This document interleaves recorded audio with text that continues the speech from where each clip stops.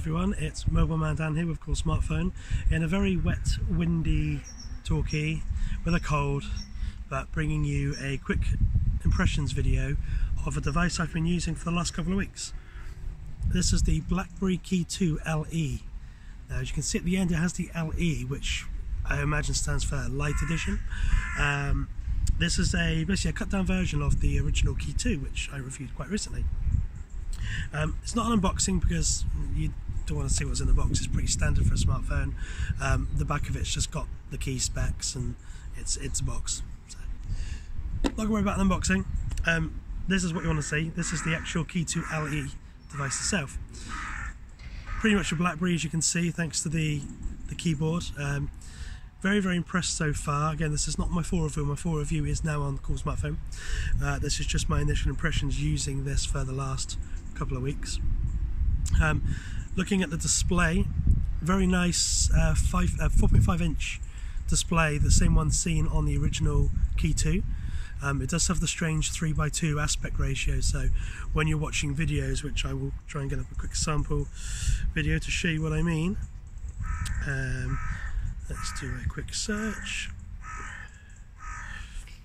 for Cool Smartphone, and let's watch a video on, let's go to the channel, and let's watch a recent video that's been done on the, let's pick the Samsung TV, just for example. Turn it to the side. It was unbelievable. Absolutely incredible. Certainly valuable for us. Usual adverts you get. I loved it. So we're going to have a look at... So there we have a video playing on the display, and as you can see, you do get the letterbox effect around pretty much the whole screen. That's Lee talking there on the TV, so sorry boss, need to cut you off.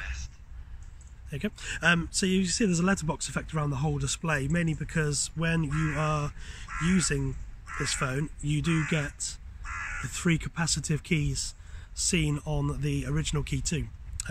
That was a disappointment for me, because a lot of people have said it would be better to make the screen just a little bit bigger, and that way you have the option to have on-screen controls. Android supports it, so why not do it that way? Instead, you've still got these physical keys there, which just create a black bar when you're in a video mode. And obviously the 3:2 aspect of the screen, when you landscape, you get the border across the top as well as the bottom. It's annoying if you watch a lot of videos, but then again, if you get a BlackBerry, you're not really watching a lot of videos. You're mainly there for the security features, the software, and the keyboard.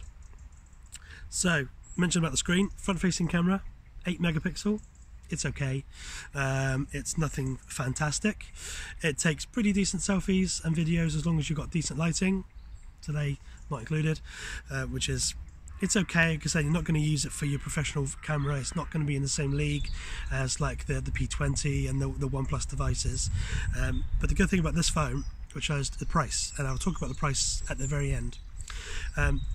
So you get the selfie camera, you get the LED light, which all BlackBerry fans love, seeing the little flashing light, knowing you got a notification, it's a BlackBerry thing. But then you have the keyboard. Now this keyboard is really nice to use. It is pretty much the same keyboard seen on the original Key2. It does have a fingerprint reader located into the spacebar, which is nice. The thing it doesn't feature, which is on the original Key2, is being able to slide your finger across either up to select the word on the quick type display, or being able to swipe left and right to navigate round. This is just a keyboard, obviously with the fingerprint reader built in. You still have your the new speed key we saw on the Key2, which was nice. So far I'm actually really impressed with it. I've been using it as my daily phone for probably at least solid for the last week. I've been using my 3 SIM card in there and had pretty decent data speeds. Got up to about 80 meg at my home location, which is really good. But yeah, the keyboard's really good. I've actually typed out a lot of news posts for Cool Smartphone on this keyboard. It's nice just being able to lay there in bed at night and just have the keyboard and tap away and actually feel the proper feedback of proper keys, which a lot of people still like. Obviously we're all used to touchscreens these days and using hammering up text and messages on a touchscreen keyboard, but some people still like having a physical keyboard, and that's where BlackBerry come in on this. Little tour around the rest of the phone. On the right hand side you have your volume up and your volume down. You have your power button, which has the rigid design, which means when you're holding the phone in your hand you can feel which is the power button and which one is the volume, and the other button below it. So that's quite a nice touch from BlackBerry. And then the bottom button, again seen on the Key2, is the convenience key.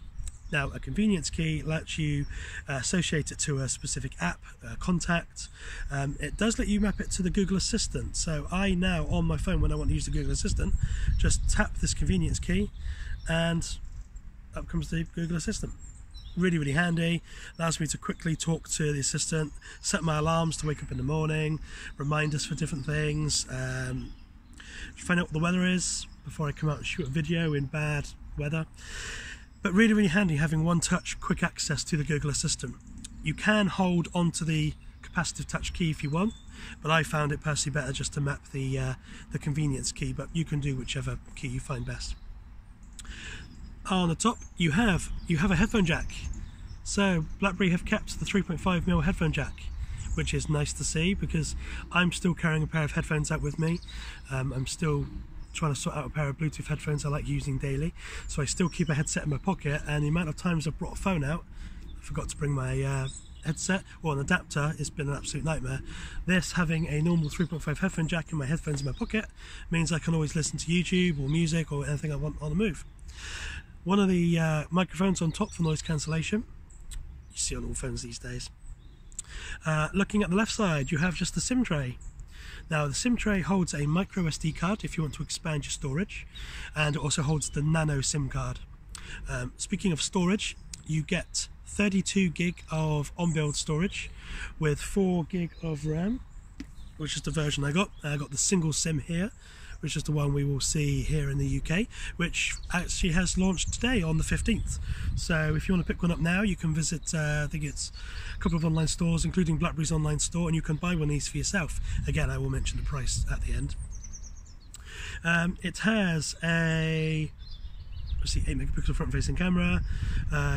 It has a 3000 mAh internal battery, non-removable, non-wireless charging, but again, you have to have some compromises with a smartphone for the price this is going to be. Wireless charging is good, it's handy, it's starting to become more mainstream, but for most people they just want to plug in to the bottom, which has a speakerphone, which is very loud, very clear. If you listen to music, it will annoy people around you because it is very loud. You also have the 3.5mm, not 3.5, the USB Type-C charging port, which is commonly seen on most phones these days, apart from one that's been announced quite recently that's gone back to USB, standard micro USB for some reason. But USB Type-C charging port, which is really cool.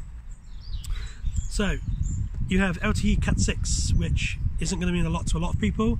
For those techie fans out there, the geeky people like me who like speed test, it means super fast download speeds. I believe Cat 6 is anything up to about 600 megabits per second, but you're not going to get that.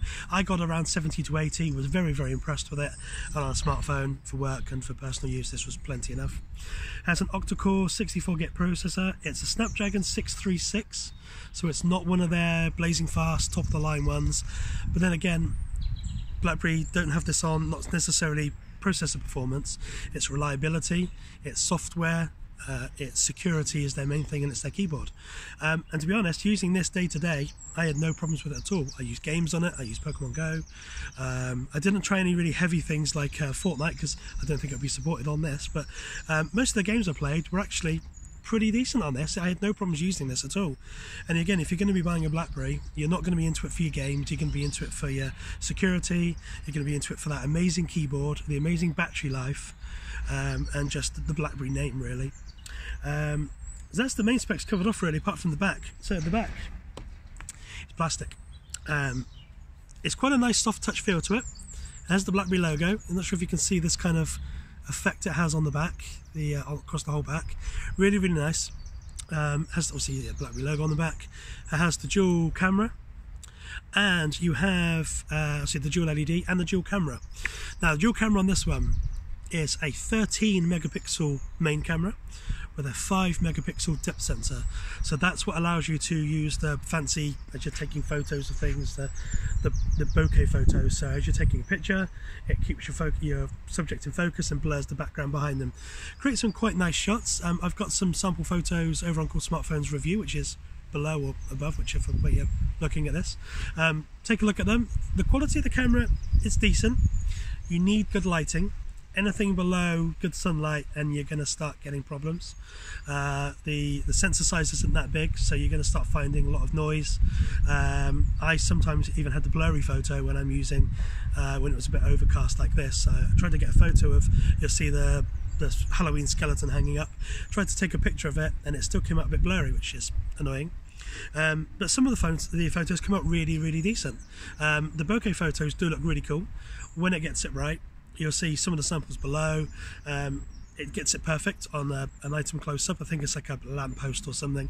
That looks really cool. But then when it's hanging up on something with more detail, like the grapes hanging up on the tree, you'll notice it starts to wander focus a little bit. And yeah, again, you're not going to be buying this for the camera, but it's nice to have a decent camera on the back just as well.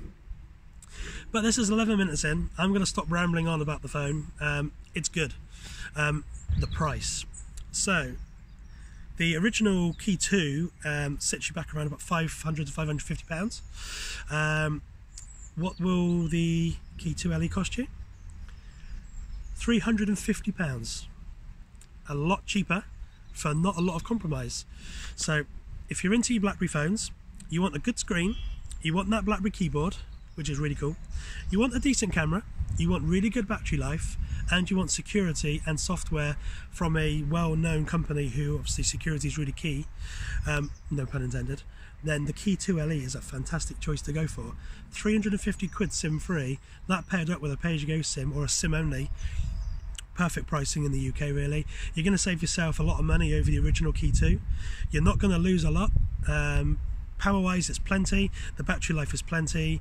Processing, storage, everything you need in this phone is more than decent enough to last you as a daily driver if you want a BlackBerry phone with a keyboard, but you don't want to pay out that hefty price of the original Key2.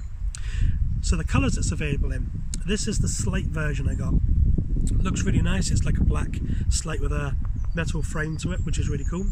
You get a champagne colour, which is like a nice champagne-y light kind of frame to it, which is pretty cool. That will be out shortly. And then you get to the atomic red, which looks as good as it sounds. That's going to be, I believe, November. So it depends when you're watching this video. That looks really cool. I saw the preview photos of that when it got announced, and the red looks really nice. If you don't want to wait, you want to get yourself a decent BlackBerry phone with a good keyboard, you like hammering out your social media, you want a decent battery life, which I'm not sure if I've mentioned, but battery life was really good on this. Easily lasted me a day with heavy use. I wasn't watching a lot of videos, again, because of the display, but for what I'd use a BlackBerry for, more than happy to spend out 350 quid and get myself one of these. So as soon as I'm going to stop rambling, and I will, thank you for watching. Check out the full review over on Cool Smartphone, which is live now. This has been my first look at the BlackBerry Key2 LE.